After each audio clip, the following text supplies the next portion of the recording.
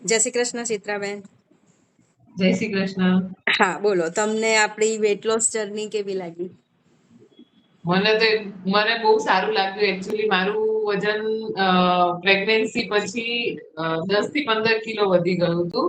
બરાબર. અને એના લીધે મને ગોઠણના દુખાવો બી થઈ ગયો હતો, કારણ કે વેઇટ વધ્યું અને મારી બેબી ફીડિંગ ઉપર હતી, એટલે ખબર નહીં પોષક તત્વની કમી કે જે હોય એને લીધે હા. પણ મને ગોઠણનો દુખાવો બહુ થઈ ગયો હતો. પછી મને એક બેન છે, નામ કોમલબેન.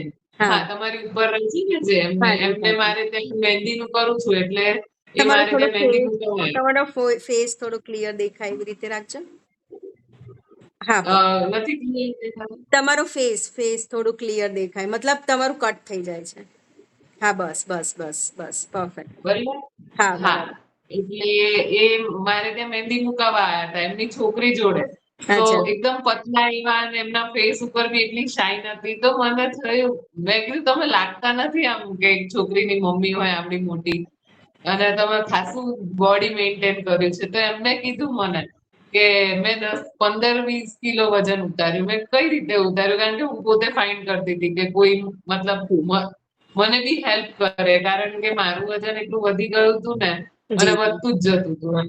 બરાબર. એટલે તો એમને પછી મને તમારું એડ્રેસ આપ્યું, ફોન પરથી આપણે વાત કરી, મને સારું લાગ્યું.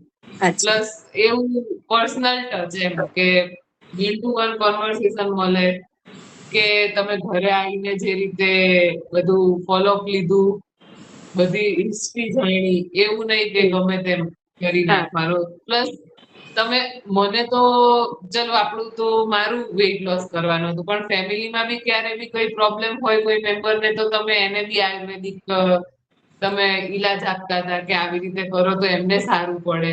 અને બરાબર. ઇવન તમે હજી મતલબ હવે તો મેં ક્લાસ પૂરા કરી નાખ્યા અને મારું હા. કદાચ 12 કિલો વજન તો ઓછું થઈ જ ગયું છે. અચ્છા. હજી મારે કન્ટિન્યુ કરવું છે, પણ હવે બેબીનો ટાઈમ સેટ નથી થતો. હાજી. એટલા માટે હું નથી કરી રહી, કારણ કે હવે સવારમાં ઉઠી જાય છે ગમે ત્યારે. પહેલા ટાઈમ ફિક્સ હતો કે સુઈ રહેતી હતી. બરાબર છે. પણ તમને જ્યારે પણ કોઈ પણ એવું કંઈ તમે અટકો તો અવશ્ય તમે મને પૂછી શકો છો, હું તમને ગાઈડ કરતી રહીશ. ચોક્કસ, એની માટે બિલકુલ ચોક્કસ. ચિંતા ના કરશો. અને હજુ પણ તમારે જો થોડુંક કમ કરવું હોય વજન, તો અવશ્ય હું તમને હેલ્પફુલ પણ તો થતી રહીશ. તમે જે આપેલી ગાઈડન્સ છે ને, એ હજી બી મને આગળ હેલ્પફુલ થશે. પણ આ થોડું હા અત્યારે વેકેશન ટાઈમ છે અને થોડો હા ટાઈમ એવો છે ને કે હજી હું ઓછું કરીશ મારું. હા અને ચોક્કસ. તમારા લીધે જ થશે ઓછું મારું. હા હા અવશ્ય. અને ગોઠણના દુખાવા તો મને મટી જ ગયા છે એમ. બરાબર. અને એ એક્સરસાઇઝ જે પગ માટે તમે જે શીખવાડી છે, એ મારે ચાલુ છે. મને ક્યારે બી હજી વેઇટ મારું વધારે છે, મતલબ 12 કિલો ઓછું થયું, પણ હજી બી ઓવરવેટ જ છું હું. થોડુંક હા હજી થોડુંક કમ કરવાની જરૂર લાગે છે. છે. હાજી. હા, એ મારા એટલે ધ્યાનમાં હતું કે હજી થોડુંક તમારે કમ કરવાની જરૂર છે. હા, હજી પણ 10 કિલો તમારા ઉતરી જાય ને ટાઈમિંગના તો વાંધો હિસાબે. નહીં. હાજી. પણ ક્યાંક ક્યારેક વધારે ચાલવાનું થઈ જાય, સીડીઓ ચડવાની થઈ જાય. બહુ હમણાં ફરીને આવ્યા તો ગોઠણ હમ. દુખવા લાગ્યા હતા ને, તો પાછી એક્સરસાઇઝ એવું કર્યું તો મને પાછું મટી ગયું. હવે હા નથી પાછા હા. દુખાવે એમ. મતલબ એ ફેર દેખો. પડી જાય છે એક્સરસાઇઝ ને એવું બરાબર. તમે શીખવાડ્યું એનાથી એમ. હા. એ જે બતાય છે ને ટ્રીટમેન્ટ, એ તમે ફોલો કરતા રહેશો ને, તો પછી ફર્ધર આગળ તમને એવા પ્રોબ્લેમ નહીં થાય, હે ને? હા, હા, હા. હા. ઓકે. પ્લસ એટલે મારી મમ્મીને બી લાઈક મેં હવે બતાવી છે, તો એ બી કરશે, એટલે એમ મારી સાથે એમને બી ફાયદો થશે ને એમ. ચોક્કસથી ચોક્કસથી. એમ. ઓકે.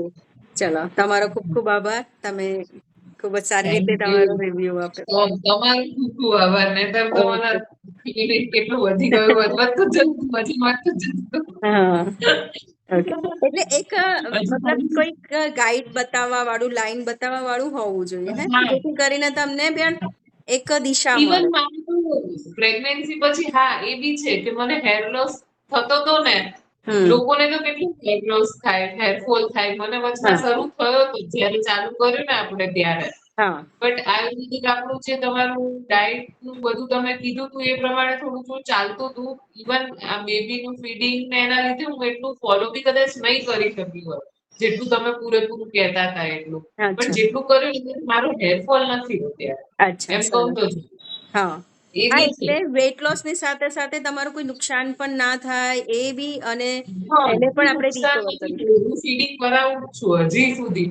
અને એવું નથી થયું કે મારું ફીડિંગ માં કોઈ લો થયું હોય મિલ્ક હા એમ. હા, એને પેટ ફૂલ ભરાય છે એમ, કે એવું નથી બરાબર. થતું કે એ ભૂખી રહેતી હા હોય કે હા આપણે હા, ડાયટ ઉપર હોય તો એને કઈ તકલીફ દુઃખ નથી થઈ મારી તકલીફ ના છોકરીને એમ. થવી જોઈએ, બરાબર છે. એ મેઈન મને હેર લોસ નું બી યાદ આવ્યું કે હેર લોસ હા. પ્રેગ્નન્સી પછી થતો હોય લોકોને. મારે ચાલુ થયો હતો હમ. પણ ખબર નહીં પછી થયો જ નહીં. ખાવા પીવાનું એ રીતનું થઈ ગયું, બધું આવી ગયું, ન્યુટ્રિશન્સ આવી ગયા બધા એવી રીતે એમ શરીરમાં. તો સરસ અત્યારે સરસ. નથી. હવે હમ. પછી બધા કહે છે કે ફીડિંગ છોડાઈએ ને, હા. બેબીને ફીડિંગ છોડશે ને હમ. પછી હેર લોસ થાય એવું કહેતા હતા. ના, તો પણ મેં ત્યારે તમને જે ફરીથી મારો બતાવ્યું છે ને એને તમે ફોલો કરતા રહેશો તો એ પણ કોઈ, હા મને નથી ફરીથી લાગતું કે તમારો કોઈ છે. કોન્ટેક્ટ કરશે એટલે અચ્છા. ફરીથી ઓકે. છોડાવવાની વાત છે ત્યાં એક વાત છે એમ, હા કે હા, મને હેર લોસમાં બી ફાયદો થયો એમ. સરસ સરસ. ચલો, હા થેન્ક યુ. મળતા વેલકમ, રહીશું, થેન્ક આપણે યુ. મળતા રહીશું. ચોક્કસ. હજી મારે ઓલું તમે કહેતા હતા ને લીવર માટે, હા એક જી, દિવસ આપણે મળવાનું છે. ચોક્કસથી એવું ચોક્કસથી. હું તમારે ત્યાં આવી જઈશ, ત્યાં તો છે ને આવી રીતે ગૂગલ મીટ ઉપર આવીને તમે કહો છો ને રેકોર્ડિંગ નું એવું કંઈક હું રેકોર્ડ કરી નાખીશ. તમે લીવર માટેની ને ચોક્કસ. ખાલી ગોઠણના હા, દુખાવાની ફરીથી એ એક છે તમારા મમ્મીને ઘણી પણ સારી. આપણે એના માટે મદદરૂપ થઈશું, બરાબર. હા હા, ઓકે એવું કરી ઓકે, દઈશું તો એ ચોક્કસ. લીવર માટે મારી મમ્મીને હેલ્પફુલ થાય ને હા, તો ચોક્કસથી. બહુ થઈ ગયું. હા હા, લીવર, ચોક્કસ. કિડની, પપ્પા માટે, મમ્મી માટે બસ. ઓકે, ચોક્કસથી. એટલે ઓકે, ચાલો, થેન્ક યુ. હા, હા, થેન્ક યુ. જયશ્રીને રમાડજો મારા વતી. હા, ચોક્કસ હા, ચોક્કસ. આવજો.